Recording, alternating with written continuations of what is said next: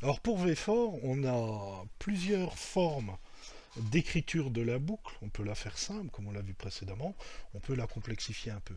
Là, vous regardez, dans mes données, j'ai mis une variable parent message dans laquelle j'ai mis la valeur parent et puis ma liste précédente. Donc ici, dans le VFOR, vous voyez que je rajoute autre chose, l'index.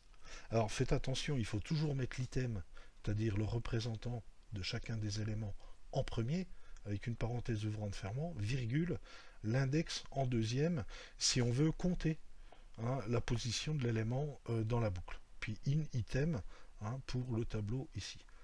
Alors évidemment, on peut représenter aussi bien des éléments qui appartiennent à la boucle, comme ici, bon l'index, c'est l'index là, c'est la numérotation qui commence à 0, évidemment, puisque c'est un tableau. Et puis ici, il suffit de faire plus 1 si vous voulez que ça commence à 1. Et puis ici, thème message pour afficher la valeur du message qu'on voit apparaître ici.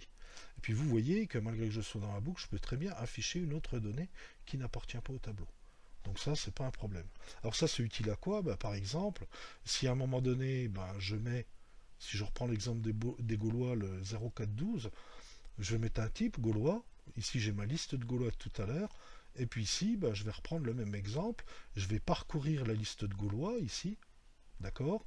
Et je dis que je vais afficher, donc je vais y prendre chacun des éléments, donc ici, ou les autres, les appeler les Gaulois. Et puis ici, je vais prendre l'index pour pouvoir afficher le numéro du Gaulois dans l'apparition de la liste. Et puis là, j'appelle le type qui est ici, donc pas dans le tableau, mais peu importe, pour pouvoir obtenir évidemment ça par rapport à l'exemple précédent qu'on a vu.